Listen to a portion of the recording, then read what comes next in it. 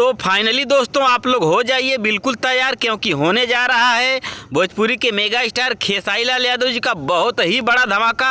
इसी धमाके के बारे में बातचीत करेंगे इस वीडियो में। तो दोस्तों अगर आप मेरे चैनल पे नए हैं और मेगा स्टार खेसारी लाल यादव जी के सच्चे वाले फैन हैं तो वीडियो को दिल से लाइक करके ग्वाल आरबी चैनल को सब्सक्राइब करना बिल्कुल ना भूले। तो दोस्तों 2 दिन पहले भोजपुरी के हिट मशीन खेसारी लाल यादव जी और उनकी पूरी की पूरी टीम जो कि दिल्ली गई हुई थी, दिल्ली में ग्लोबल म्यूजिक कंपनी के साथ बातचीत करना था। यानी 2 दिन पहले दोनों लोगों की आपस में बैठक थी और बैठक की जगह से कुछ तस्वीरें वायरल हुई, जैसा कि आप लोग स्क्रीन में देख सकते हैं।